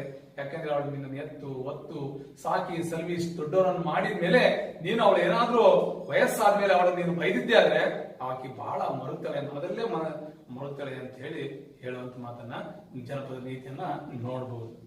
ಇನ್ನು ಮುಂದುವರೆದ ಪದ್ಯದಲ್ಲಿ ನೋಡೋದಾದ್ರೆ, ತಾಯಿ ಇಲ್ಲದ ತವರಿಗೆ ಹೋಗದಿರು ನನ್ನ ಮನವೇ, ನೀರಿಲ್ಲದ ಕೆರೆಗೆ ಕರು ಬಂದು ತಿರುಗಾಗ ಆಗ ನೋಡುವರ ದುಃಖಗಳು ಅಂತಿದೆಯಲ್ಲ. ನಮ್ಮ ಜನಪದರು ಒಂದ್ ಕಡೆ ಹೇಳ್ತಾರೆ, ತಾಯಿ ಇಲ್ಲದ ತವರಿಗೆ ಹೋಗಬಾರದು, ತಾಯಿ ಇಲ್ಲದ ತವರಿಗೆ ಹೋಗಬಾರದವ್ವ, ನಾಯಿಗಿಂತ ಕಡೆ ಆಗಿ ಹೋಯ್ತು ನನ್ನ ಬಾಳು ಗೋಳು ಕೇಳವ್ವ ಅಂತ ಜನಪದರು ಒಂದ್ ಕಡೆ ಒಂದು ಹಾಡನ್ನ ರಚನೆ ಮಾಡಿದೆ. ತಾಯಿ ಇಲ್ಲದ ತವರಿಗೆ ಹೋಗದಿರು ನನ್ನ ಮನವೇ, ಮನಸ್ಸು ಅವಾಗವಾಗ ತನ್ನ ತವರು ಮನೆ ಕಡೆ ತುಡಿತ ಉಂಟಾಗುತ್ತೆ. ತನ್ನ ತವರು ಮನೆಯಿಂದ ಏನೂ ನಿರೀಕ್ಷೆ ಮಾಡದಿದ್ರು ಕೂಡ, ಅಲ್ಲಿಂದ ಏನೋ ಇದ್ರು ಕೂಡ, ಆದ್ರೂ ಕೂಡ ತಾಯಿ ಇಲ್ಲದ ತವರಿಗೆ ಹೋಗದಿರು ನನ್ನ ಮನವೇ, ನನ್ನ ಮನಸ್ಸು ವಿನಾಕಾರಣ ತಾಯಿ ಇಲ್ಲದ ತವರು ಮನೆಗೇನ ಹೋಗೋದು ಬೇಡ ಮನವೇ. ಹೇಳ್ತಾರೆ, ಮನಸ್ಸೇ ನನಗೆ ನೆನಪು ಮಾಡ್ಕೊಳ್ಳೋದು ಬೇಡ. ನೀರಿಲ್ಲದ ಕೆರೆಗೆ ಕರು ಬಂದು ತಿರುಗಾಗ ಆಗ ನೋಡವರ ದುಃಖಗಳ. ಹೇಗಾಗ್ತದೆ ಮನಸ್ಸು ಅಂತಂದ್ರೆ, ನೀರಿಲ್ಲದ ಕೆರೆಗೆ ಕರು ಹೋಗ್ಬಿಟ್ಟು, ಆಕಳ ಕರು ನೀರಿಲ್ಲದ ಕೆರೆಗೆ ಹೋಗಿ ನೋಡಿ ಹೇಗೆ ನೀರಿಲ್ಲದನ್ನು ನೋಡಿ ನಿರಾಶೆ ಆಗಿ ವಾಪಸ್ ಬರ್ತದೋ, ಅದೇ ರೀತಿಯಾಗಿ ನಾವು ತಾಯಿ ಇಲ್ಲದ ತವರಿಗೆ ಏನಾದರೂ ಓದಿದ್ದಾದ್ರೆ ನಾವು ಕೂಡ ನಿರಾಶೆ ಆಗಿ ಬರ್ಬೇಕಾಗ್ತದೆ. ಹಾಗಾಗಿ ತಾಯಿ ಇಲ್ಲದ ತವರಿಗೆ ಹೋಗದಿರು ನನ್ನ ಮನವೇ, ನೀರಿಲ್ಲದ ಕೆರೆಗೆ ಕರು ಬಂದು ತಿರುಗಾಗ ಆಗ ನೋಡವರ ಬಹಳ ದುಃಖ ಆಗ್ತದೆ. ಹಾಗಾಗಿ ಇಲ್ಲಿ ನೀರಿಲ್ಲದ ಕೆರೆಗೆ ಹೋಗಿ ಕರು ಹೋಗ್ಬಿಟ್ಟು ನಿರಾಶೆ ಹೊಂದಿ ಬರುವಂತ ಮನಸ್ಥಿತಿ ನಂದಾಗುತ್ತೆ, ಆ ರೀತಿ ಆಗುತ್ತೆ ಅಂತ ಹೇಳ್ಬಿಟ್ಟು ಇಲ್ಲಿ ನಮ್ಮ ಜನಪದರು ಹೇಳ್ತದಕ್ಕೆ ತಾಯಿ ಇಲ್ಲದ ತವರಿಗೆ ಹೋಗಬಾರದು. ತಾಯಿ ಸತ್ತ ಮೇಲೆ ತವರಿಗೆ ಎಂದು ಹೋಗಬಾರದವ್ವ, ನಾಯಿಗಿಂತ ಕಡೆಗೆ ಆಗಿ ಹೋಯಿತು ನನ್ನ ಬಾಳುಗೋಳು ಕೇಳವ್ವ ಅನ್ನೋದು ನಮ್ಮ ಜನಪದರು ಇದಕ್ಕೆ ಹಾಡನ್ನು ಕಟ್ಟಿ ಹಾಡಿರುವಂತದ್ದು. ಇನ್ನು ಮುಂದುವರೆದು ನೋಡೋದಾದ್ರೆ, ಉಂಗಾರ ಉಡಿದರೆ ಮುರಿದರೆ ಮಾಡಿಸಬಹುದು, ಮಡದಿ ಸತ್ತನೆ ತರಬಹುದು, ಹಳೆದಂತ ತಂದೆ ತಾಯಿಯಲ್ಲಿ ಸಿಕ್ಕಾರ ಅಂತೇಳಿ ನೋಡಿ. ಇಲ್ಲಿ ಹೇಳ್ತಾರೆ, ಉಂಗುರ ಬೇಕಾದ್ರೆ ಉಡಿದಾರ ಎರಡೂ ಕೂಡ ಮುರಿದೋದ್ರೆ ಅದನ್ನ ಮತ್ತೆ ಮಾಡಿಸಬಹುದು, ಬೇಕಾದ್ರೆ ಇವತ್ತೆಲ್ಲ ನಾಳೆ ಅದನ್ನ ಮಾಡಿಸಬಹುದು. ಆದ್ರೆ ಹೆಂಡತಿ, ನನ್ನ ಪ್ರೀತಿಯ ಹೆಂಡತಿಯು ಕೂಡ ಸತ್ರು ಇನ್ನೊಂದು ಹೆಣ್ಣನ್ನ ತರಬಹುದು. ಪ್ರೀತಿಯ ಹೆಂಡತಿ ಸತ್ರು ಕೂಡ ಇನ್ನೊಬ್ಬ ಹೆಂಡತಿನ ನಾವು ಮಾಡ್ಕೋಬಹುದು. ಆದ್ರೆ ಹಳೆದಂತ ತಂದೆ ತಾಯಿಗಳನ್ನ ನಾವು ಕಳ್ಕೊಂಡ್ರೆ ಮತ್ತೆ ಸಿಗೋದಿಲ್ಲ ಅಂತ ಹೇಳಿ ಅದಕ್ಕೆ ಹೇಳಿದ. ಅದಕ್ಕೆ ನಾನು ಈ ಮುಂಚೆನೆ ಹೇಳಿದೆ ಏನಂತಂದ್ರೆ, ತಂದೆ ತಾಯಿ ಋಣ, ಭೂಋಣ ಮತ್ತು ಈ ಗುರು ಋಣವನ್ನ ಎಷ್ಟೇ ಜನಗಳು ಎತ್ತಿ ಬಂದ್ರು ಕೂಡ ನಾವು ತೀರ್ಸಕ್ಕಾಗಲ್ಲ ಅಂತ ಹೇಳಿ. ಅದಕ್ಕೆ ತಂದೆ ತಾಯಿಯನ್ನ ಮತ್ತೆ ನಾವು ಪಡ್ಕೊಳ್ಳಿಕ್ಕೆ ಸಾಧ್ಯವಿಲ್ಲ. ಕಳ್ಕೊಂಡ ಮೇಲೆ ಮತ್ತೆ ಅಯ್ಯೋ ನನ್ನ ತಂದೆ ತಾಯಿ ಅಂತ ಹೇಳಿ ಏನಾದ್ರೂ ಅನ್ಕೊಂಡ್ರು ಕೂಡ ನಮ್ಗೆ ಅವ್ರು ಸಿಗ್ಲಿಕ್ಕೆ ಸಾಧ್ಯವಿಲ್ಲ. ಇದ್ದಾಗ ಅವ್ರನ್ನ ನಾವು ಇದ್ದಷ್ಟು ದಿನಗಳ ಕಾಲ ಚೆನ್ನಾಗಿ ನೋಡ್ಕೋಬೇಕು. ಹೇಳ್ತಾರೆ, ಇಲ್ಲಿ ಉಂಗುರ ಉಡಿದ್ರೆ ಎಲ್ಲ ಮುರಿದೋದು ಕೂಡ ಅದನ್ನ ಮಾಡಿಸ್ಬೋದು. ನನ್ನ ಹೆಂಡತಿ ಸತ್ತು ಕೂಡ ಇನ್ನೊಂದು ಹೆಂಡತಿಯನ್ನ, ನನ್ನ ಪ್ರೀತಿಯ ಹೆಂಡತಿ ಸತ್ತು ಕೂಡ ಇನ್ನೊಂದು ಹೆಣ್ಣನ್ನ ತರಬಹುದು, ಆದ್ರೆ ತಂದೆ ತಾಯಿಯನ್ನ ತರಲಿಕ್ಕೆ ಸಾಧ್ಯವಿಲ್ಲ. ಹಾಗಾಗಿ ತಂದೆ ತಾಯಿಗಳು ಬಹಳಷ್ಟು ಪ್ರಮುಖ ನಮ್ಮ ಜೀವನದಲ್ಲಿ. ಹಾಗಾಗಿ ಅವರು ನಮ್ಗೆ ಕಣ್ಣೀರಿಗೆ ಕಾಣ್ತಕ್ಕಂತ ದೇವರುಗಳು. ಹಾಗಾಗಿ ಅವರನ್ನು ಕಳ್ಕೋಬಾರ್ದು, ಕಳ್ಕೊಂಡ್ರೆ ಮತ್ತೆ ಸಿಗುದಿಲ್ಲ ಅನ್ನುವಂತ ಮಾತನ್ನ ಇಲ್ಲಿ ನಮ್ಮ ಜನಪದರು ಹೇಳುವಂಥದ್ದು. ಇನ್ನು ಹಾಲುಣ್ಣತವರಿಗೆ ಏನೊಂದು ಅರಸಲಿ, ಒಳದಂಡಲಿರುವ ಕರಿಕಿಯ ಕುಡಿ ಹಂಗ ಹಬ್ಬರಿ ಅವರ ರಸಬಳ್ಳಿ ಅಂತೇಳಿ ಇದರಲ್ಲಿ ಇದೆಯಲ್ಲ ನೋಡಿ. ಏನಿದೆ ಅಂದ್ರೆ, ಹಾಲುಣ್ಣತವರಿಗೆ ಏನಂದ್ರೆ, ಈಗ ತವ್ರ ಮನೆಯಿಂದ ಗಂಡನ ಮನೆಗೆ ಹೋದ್ಮೇಲೆ, ಗಂಡನ ಮನೆಯಿಂದ ಹೋಗಿ ತವ್ರ ಮನೆಗೆ ಹೋಗಿ ಏನೆಲ್ಲ ಕೊಡ್ಲಿಕ್ಕೆ ಆಗಲ್ಲ. ಇಲ್ಲೇ ಇದ್ದುಕೊಂಡು ಅವಳ ಹಾರೈಕೆಯನ್ನ ಹಾರೈಸ್ತಾರೆ. ನಾನು ಏನನ್ನು ಹೋಗಿ ಅವರಿಗೆ ಸಹಾಯ ಮಾಡಕ್ ಆಗಲ್ಲ, ಆದ್ರೂ ಕೂಡ ಇಲ್ಲಿಂದಲೇ ಗಂಡನ ಮನೆಯಿಂದಲೇ ಅಲ್ಲಿ ತವ್ರ ಮನೆಗೆ ಆರೈಕೆಯನ್ನು ಹಾರೈಸ್ತಾರೆ. ಹಾಲುಂಡ ತವರಿಗೆ ಏನೆಂದು ಅರಸಲಿ, ಏನಂತ ಆರೈಕೆಯನ್ನ ಮಾಡಿ ಅವರ ಒಳದಂಡೆಯಲ್ಲಿರುವ ಕರಿಕೆಯ ಕುಡಿ ಹಂಗ ಅಬ್ಬರಿ ಅವರ ರಸಬಳ್ಳಿ. ಒಳದಂಡೆಯಲ್ಲಿ ಬೆಳೀತಕ್ಕಂಥ ಕರಿಕೆಯ ಕುಡಿ ಇರ್ತದಲ್ಲ, ಆ ಗರಿಕೆಯ ಕುಡಿ ಇರುತ್ತಲ್ಲ, ಅದೇ ರೀತಿಯಾಗಿ ಅವರ ವಂಶ ಉದ್ಧಾರವಾಗ್ಲಿ, ನಮ್ಮ ತವರು ಮನೆಯ ವಂಶ ಉದ್ಧಾರವಾಗ್ಲಿ, ಆ ಗರಿಕೆ ಹಂಗೆ ಹೆಚ್ಚು ಹೆಚ್ಚು ಅಭಿವೃದ್ಧಿಯನ್ನು ಹೊಂದಲಿ, ಮತ್ತೆ ಶ್ರೇಯಸ್ಸನ್ನು ಹೊಂದಲಿ ಅನ್ನುವಂಥದ್ದನ್ನ ಅವಳು ಇಲ್ಲಿ ಆರೈಕೆಯನ್ನು ಮಾಡ್ತದೆ ನಮ್ಮ ಜನಪದ ಹೆಣ್ಣುಮಗಳು. ಅಂದ್ರೆ ಹಾಲುಂಡ ತವರಿಗೆ ಅಬ್ಬಲಿ ಅವರ ರಸಬಳ್ಳಿ ಅನ್ನುವಂಥ ಮಾತನ್ನ ಹೇಗೆ ಅಂತಂದ್ರೆ, ರಸಬಳ್ಳಿ ಹೇಗೆ ಹಬ್ಬಬೇಕು ಅನ್ನೋದಂದ್ರೆ, ಒಳದಂಡಲಿರುವ ಕರಿಕೆಯ ಕುಡಿ ಹಂಗೆ ಅವರ ವಂಶ ಉದ್ಧಾರವಾಗ್ಲಿ, ಅವರ ವಂಶ ಬೆಳವಣಿಗೆ ಆಗ್ಲಿ ಅನ್ನುವಂಥ ಮಾತನ್ನ ಇಲ್ಲಿ ಹೇಳುವಂತ ಮಾತನ್ನ ನೋಡ್ಬೋದು. ಇಷ್ಟು ನಮ್ಮ ಜನಪದಗಳು ಹೇಳ್ತಕ್ಕಂಥದ್ದು. ಇವೆಲ್ಲದರಲ್ಲಿ ನೋಡಿದಾಗ ಸಿರಿತನ ಮತ್ತು ಬಡತನದ ಬಗ್ಗೆ, ಗೆಳತನದ ಮಹತ್ವದ ಬಗ್ಗೆ, ಮತ್ತೆ ಸಮಾಜದೊಂದಿಗೆ ಹೇಗೆ ನಾವು ನೆರೆಯವರೊಂದಿಗೆ ಹೇಗೆ ಬಾಳಿ ಬದುಕಬೇಕು ಅನ್ನೋದ್ರ ಬಗ್ಗೆ, ಮತ್ತೆ ನಮ್ಮ ನೆರೆಯವರೇ ಹೇಗಿರ್ಬೇಕು ಅನ್ನೋದ್ರ ಬಗ್ಗೆ, ನಾವು ಎಂತವರಂತ ಸ್ನೇಹಿತರನ್ನ ಮಾಡ್ಕೋಬೇಕು ಅನ್ನೋದ್ರ ಬಗ್ಗೆ ಅಷ್ಟೇ ಅಲ್ಲ, ಮತ್ತೆ ಇನ್ನು ನಮ್ಮ ತವರು ಮನೆಯ ಮಹತ್ವದ ಬಗ್ಗೆ, ಹೆಣ್ಣಿನ ಮಹತ್ವದ ಬಗ್ಗೆ, ಮತ್ತೆ ತಾಯಿಯ ಮಹತ್ವದ ಬಗ್ಗೆ ಎಲ್ಲ ವಿಚಾರಗಳನ್ನ ಪ್ರಸ್ತುತ ನಿಮಗೆ ಅಬ್ಬಲಿ ಅವರ ರಸಬಳ್ಳಿ ಅನ್ನುವಂತ ಪದ್ಯದಲ್ಲಿ ನಾವು ತಿಳ್ಕೊಂಡ್ವಿ. ನಮಸ್ಕಾರ.